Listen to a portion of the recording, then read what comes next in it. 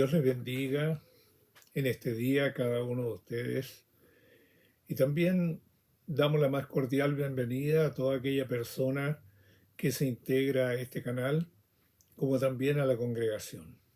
Agradecemos al Señor su bondad, su misericordia y esperamos poder compartir lo más fehaciente posible lo que la palabra del Señor cada día nos entrega. Hoy vamos a ver en la lección número 5 acerca de la voluntad de Dios en la salvación. El Señor nos ayude y podamos tener también una buena clase donde podamos compartir las verdades de la Escritura. Le invito a usted a tener un momento de oración.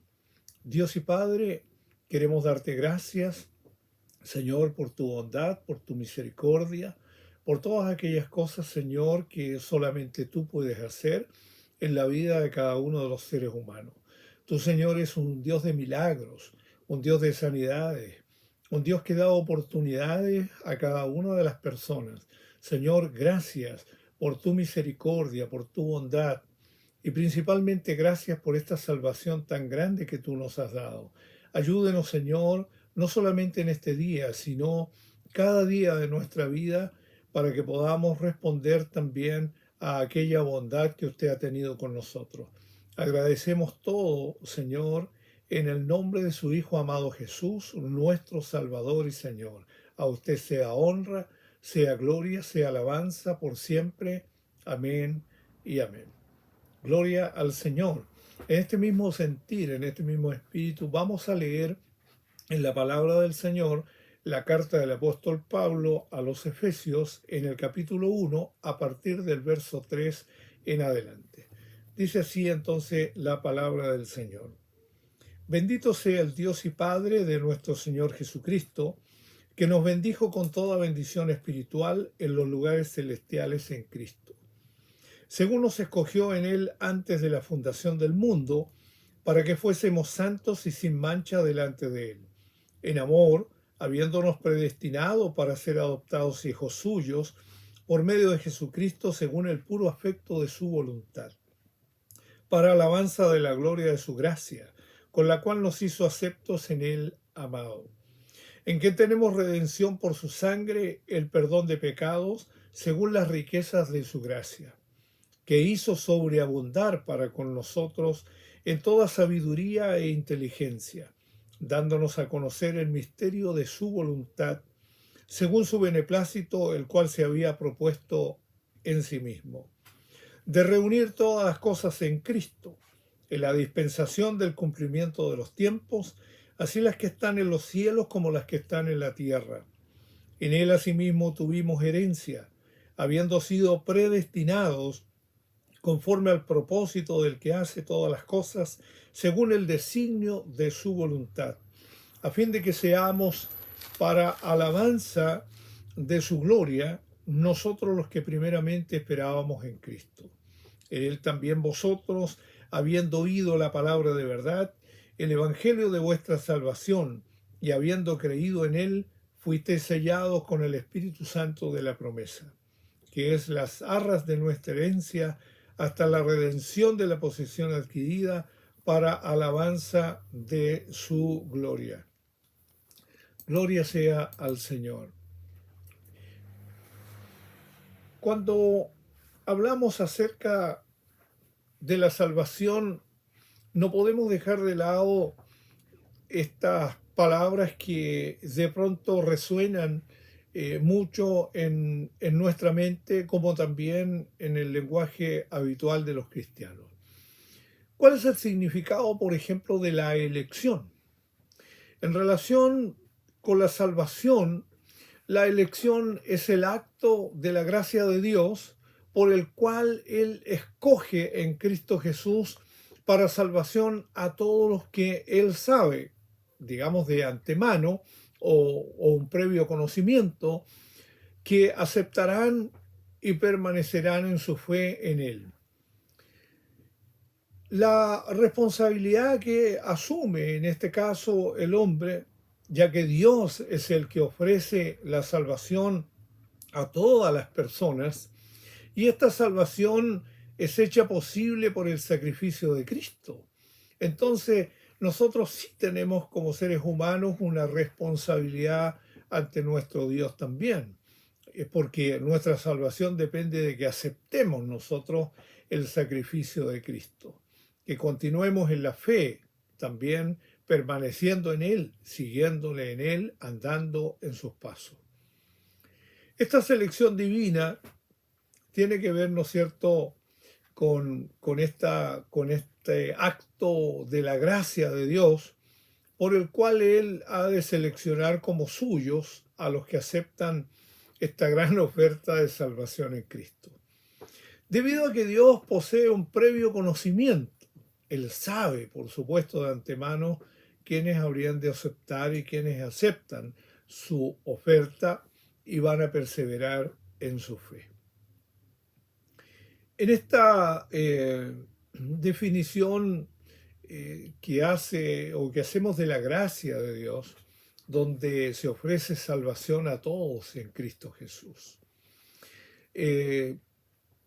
Nosotros miramos muchas veces este cuadro que parece en alguna manera como si Dios escogiese a algunos para salvación y a otros para perdición.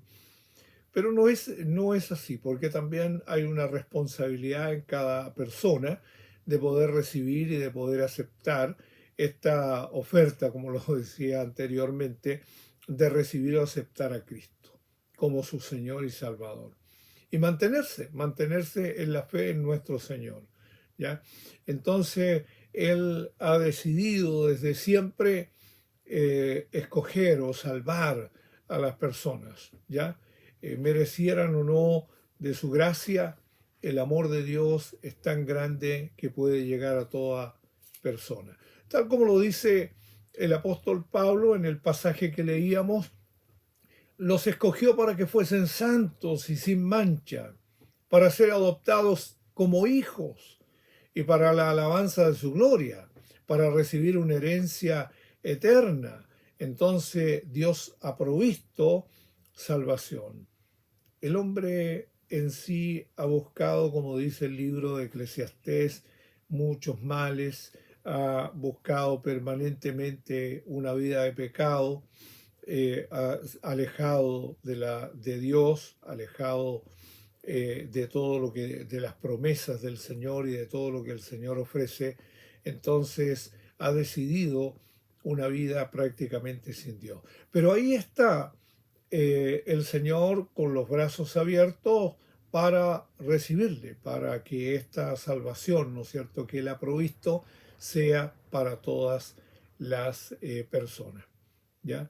Entonces, vemos que esta elección, pudiéramos decir, también se presentó en el Antiguo Testamento, en primer lugar al pueblo de Dios o al pueblo de Israel, como también a las personas de aquellos días.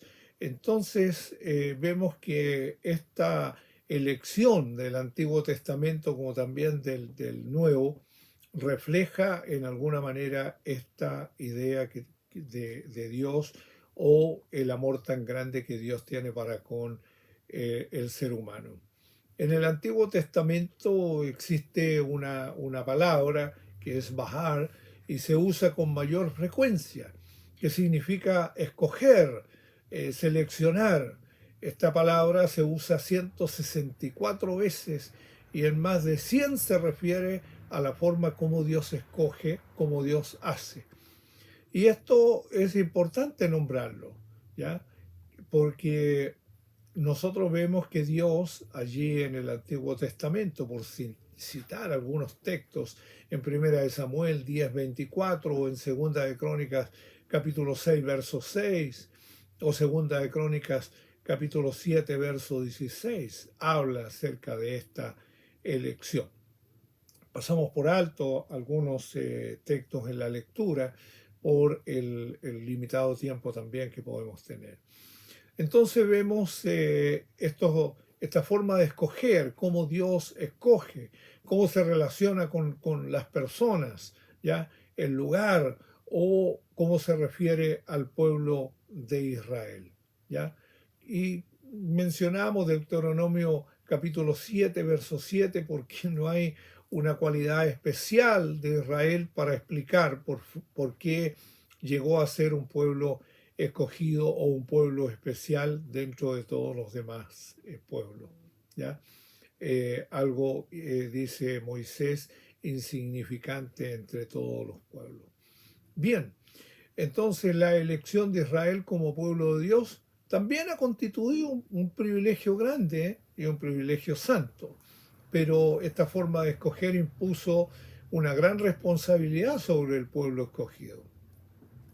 También Dios en algunas ocasiones tuvo que con severidad castigarle, ver cómo Él puso a pueblos vecinos, como lo menciona allí el libro de Josué. Entonces vemos que este pueblo tuvo algunos severos castigos, por decirlo de alguna manera, con estas naciones, ya por su orgullo, por no obedecer tal vez a las leyes de Dios. La elección que Dios hace también impone cierta responsabilidad, ¿ya? Implica que la gente crea firmemente en esta seguridad de elección y que por ella, ¿no es cierto?, no estamos libres en ninguna manera de las responsabilidades. ¿Ya? Dios nunca tuvo una intención de que nosotros pudiésemos, ¿no es cierto?, tener solamente privilegios, sino también algunas responsabilidades. ¿Ya? Debemos responder al amor de Dios con nuestra obediencia. Vemos entonces que estos puntos de vista, que pudiéramos ver algunos de ellos con respecto a la elección. Hay un punto de vista que se llama normalmente determinista, ¿ya? Donde algunas personas consideran la elección en forma diferente de lo que habitualmente podemos creer, ¿ya? Con la enseñanza total de la Escritura. Creemos que Dios desde la eternidad seleccionó el destino de cada persona. Creen que Dios determinó que algunos fuesen salvos y recibieran vida eterna y que algunos otros se perdieran eternamente. La Escritura no está basado de esa manera. De acuerdo con estas personas, Cristo solamente murió por los elegidos, y no es así. La palabra del Señor nos enseña que Cristo murió por todos nosotros. Él vino a buscar y a salvar todo lo que se había perdido. ¿Ya? Este punto de vista determinista menciona aquello. De acuerdo con quienes están sosteniendo este punto de vista, la salvación es asunto netamente de Dios. El hombre no tiene nada que ver con ella. La razón, dicen, radica en que el hombre es tan corrupto y su voluntad es tan esclavizada al pecado que sin la ayuda de Dios no se puede arrepentir, no puede creer y escoger correctamente. Si bien es cierto, Dios es el que ha venido a nosotros, el que nos ha buscado, el que ha tenido misericordia con nosotros, pero también debemos considerar en qué parte el hombre en sí puede recibir, puede aceptar al Señor como su Salvador. ¿Ya? Porque algunos hablan de una seguridad eterna, de tener una completa seguridad en su salvación, ¿ya? Y uno que cuando está, dicen, en la gracia, siempre lo va a estar. Pero también eso ha dado pie a que mucha gente tenga más participación con el pecado, considerando, creyendo que ellos son salvos siempre, ¿ya? Eso se ha visto mucho en el tiempo. Bien, entonces vemos nosotros que existe este tipo de corriente también. Y por otro lado, también vemos el punto de vista del libre albedrío. ¿no es cierto?, que está en contraste con la parte determinista. Y muchos creyentes sustentan este punto de vista de la elección. También es nuestra posición bajo la cual reconocemos la responsabilidad que tiene el hombre en la salvación y le podemos llamar, ¿no es cierto?, el libre albedrío, la libre voluntad que podemos tener. Creemos en la enseñanza bíblica de que la voluntad de Dios consiste en que toda la gente pueda ser salvo, en que todos sean salvos, ¿ya? Y nos basamos en la evidencia de que Cristo murió por todos nosotros, como lo menciona 1 Timoteo en el capítulo 2, verso 6, ¿ya? O en Hebreos capítulo 2, verso 9. Y ofrece entonces la gracia a todas las personas, a todos los seres humanos. Cristo murió entonces por todo. Bien, la salvación es una obra divina, no es obviamente que una obra del hombre o algo del hombre. No influyen en ello las buenas obras, ni los méritos que las personas puedan hacer, ¿ya? Que el hombre, el ser humano puede hacer. Este debe cumplir con ciertas condiciones. Su responsabilidad entonces en la elección de poner su confianza en lo que Cristo ofrece le asegura la provisión divina de una salvación. Y esta verdad entonces concuerda con las declaraciones que hizo nuestro Señor, ¿ya? Particularmente todo aquel que cree puede recibir vida eterna, como lo menciona Juan en el capítulo 3, verso 15, ¿ya?, al 18, ¿ya? La fe, es decir, el acto de creer en Cristo como condición para ser salvo, no ofrece ningún mérito humano, ninguna situación humana donde nosotros pudiéramos intervenir, ¿no es cierto?, en ello con buenas obras. ¿Ya? Se acepta la condición impuesta por el Señor. Podemos aceptar o podemos rechazar entonces la gracia de Dios. Poseemos la capacidad de decidir entonces por nosotros mismos. Puesto entonces que la salvación se basa en nuestra reacción a este ofrecimiento que Dios hace de esta salvación tan grande por un acto en donde nosotros tenemos la voluntad también de elegir. Debemos determinar si aceptamos o rechazamos lo que Dios nos está ofreciendo.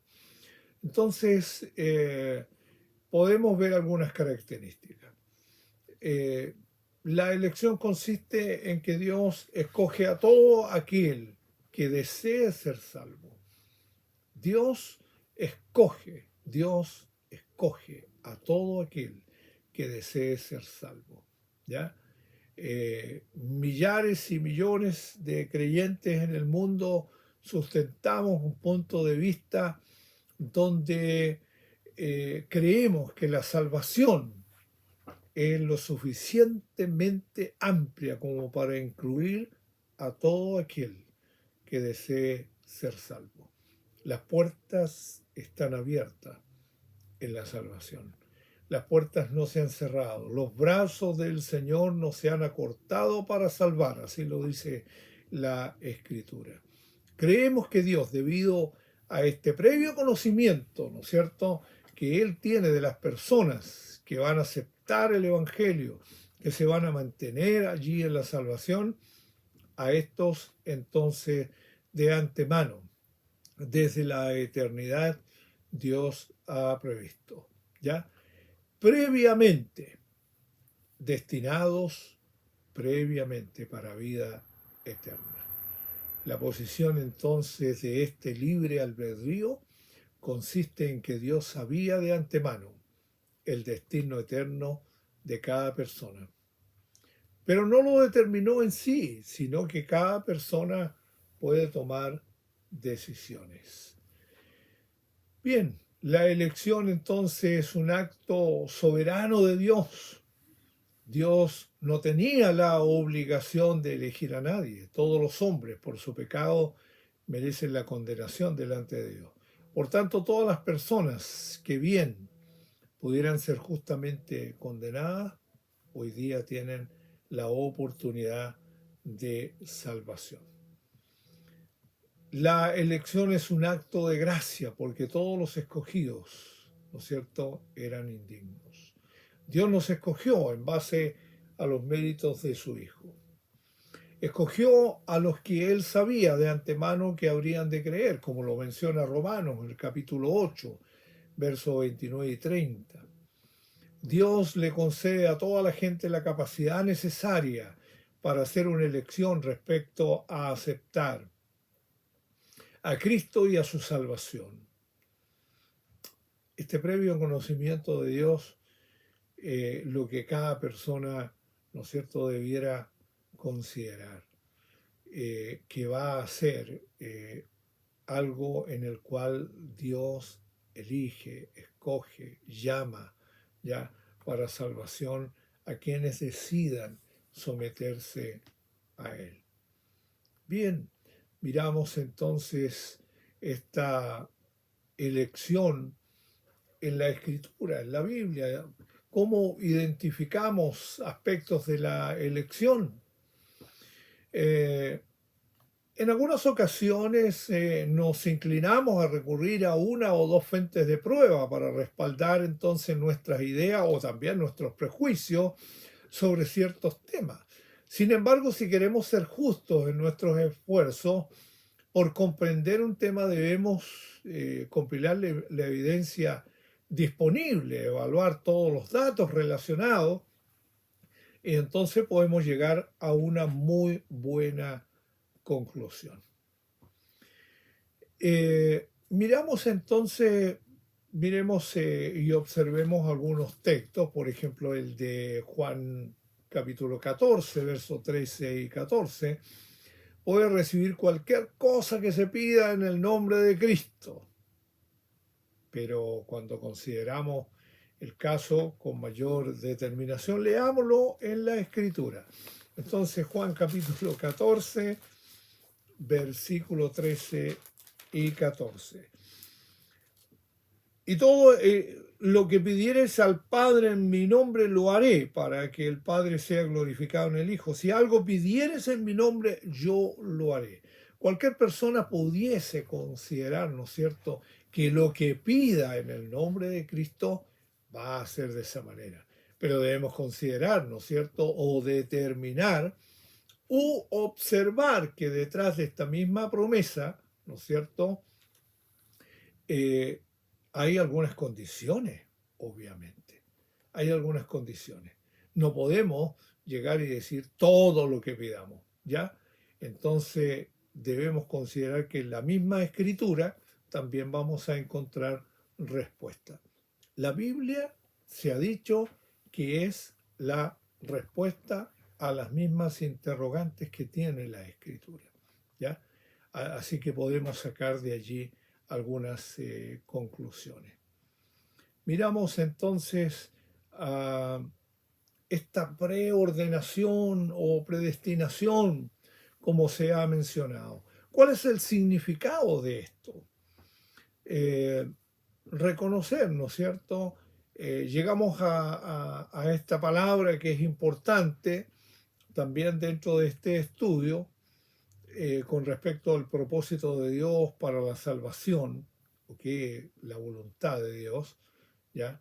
La palabra preordenación o predestinación tiene casi el mismo significado, especialmente en la versión Reina Valera de 1960.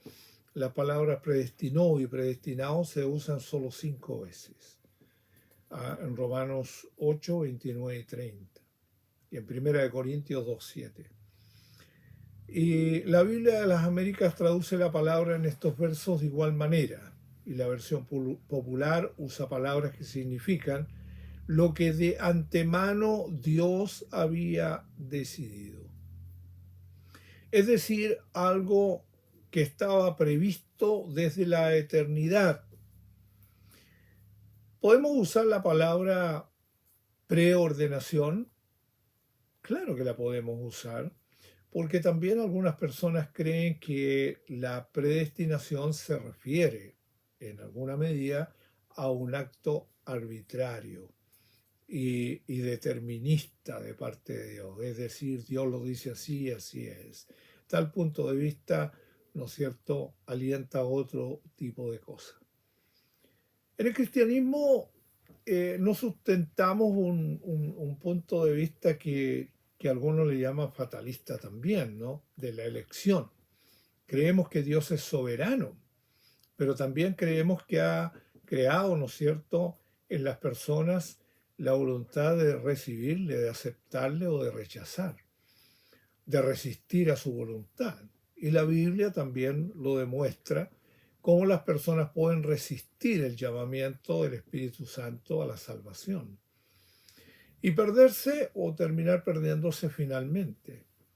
Bien, quien desee favorablemente reaccionar a lo que Dios está ofreciendo puede ser salvo, puede tener salvación. Entonces esta palabra preordenación también deriva de un término griego, proorizo, que significa decidir de antemano. Aplicado en alguna manera a la salvación, significa que en la elección Dios tiene el propósito de salvar a los que aceptan a su Hijo. Entonces queda abierta esta oferta de salvación, ¿ya?, por su preordenación. Él se ha propuesto cumplir este propósito, como lo leíamos al comienzo, en sí mismo. Por tanto, por preordenación damos a entender que Dios lleva adelante su propósito de salvar a los que aceptan esta salvación.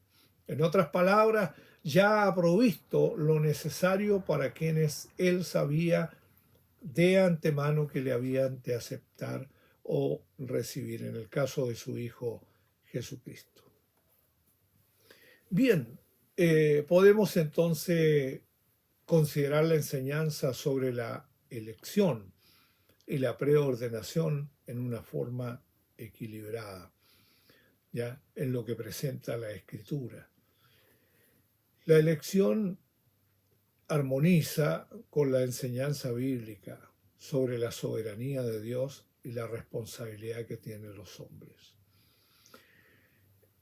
El significado sencillo que encontramos a las palabras de previo conocimiento es saber de antemano.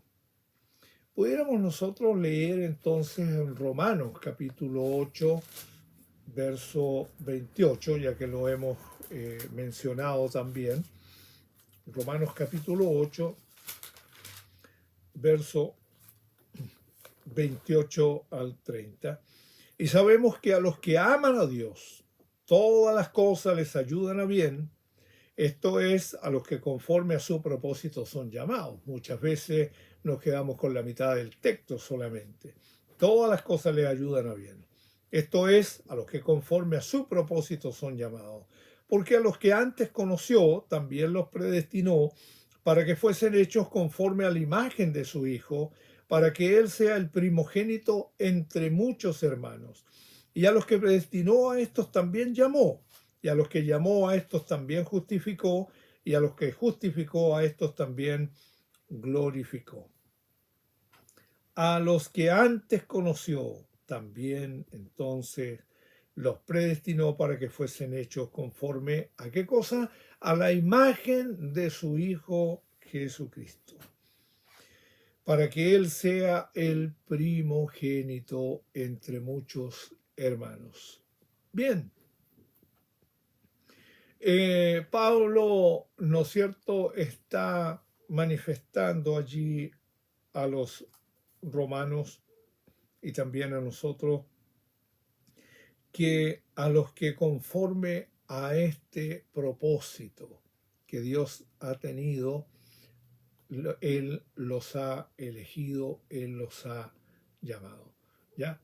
Una preordenación o destinados previamente, como también lo sugerimos. Bien, ¿sabía Dios de antemano acerca de los que se mencionan ahí en Romanos? En este pasaje no hay ninguna indicación. Sin embargo, de acuerdo con todo el contexto de esta enseñanza de la Escritura sobre esta participación real del hombre en la salvación, ya por medio de su fe, creemos que el previo conocimiento significa el previo conocimiento de Dios de la fe del hombre. A todo aquel que reciba será salvo. Así lo menciona la Escritura. Entonces llegamos a la siguiente conclusión. ¿Cualquiera puede entrar? Sí, por este previo conocimiento. Dios sabe de antemano quiénes van a reaccionar favorablemente al ofrecimiento de la salvación y van a continuar sirviendo a Cristo. Entonces, hay una preordinación para una herencia que es eterna. Él conoce de antemano y ha elegido y escogido de antemano este destino eterno, pero no decidió en lugar de ello. Cada persona ha tenido que tomar entonces su participación o su responsabilidad en ello. El propósito redentor de nuestro Dios en nosotros como personas está dado. El propósito básico de esta preordenación consiste en quienes podemos aceptar esta salvación tan grande y podemos establecer una relación muy directa, en una comunión muy estrecha con Dios. El hombre puede acercarse voluntariamente a Dios. Lamentablemente, muchas personas no lo hacen.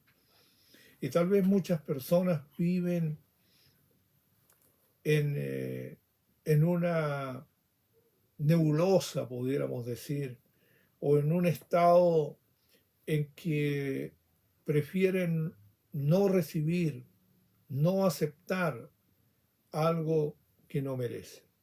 Porque la gracia es esa, ¿ya? Es algo que nosotros no merecíamos, pero en el infinito amor que Dios tiene para con el ser humano, entonces Dios ha provisto una salvación tan grande a través del sacrificio de su Hijo Jesucristo.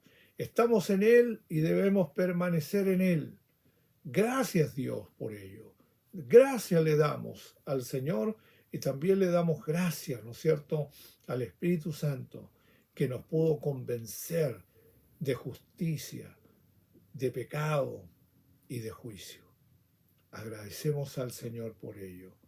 Por gracia hemos llegado a ser salvos por medio de la fe. Y esto no de vosotros, pues es don de Dios, no por obras, para que nadie se gloríe, porque somos hechura suya, creados en Cristo Jesús para buenas obras, las cuales Dios preparó de antemano para que anduviésemos en ellas. Eso está en Efesios capítulo 2, verso 8 al 10. Querido amigo, querido hermano, doy gracias al Señor por su vida, agradezco este tiempo y que el Señor te bendiga grandemente. Te invito a la oración. Dios y Padre, te doy gracias en esta hora por tu gran amor y tu gran bondad que has tenido para con nosotros.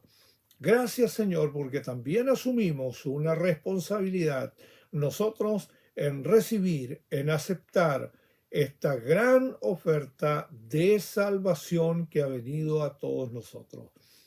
Tu bondad solamente ha sido así, tu misericordia ha sido así. Gracias, Señor.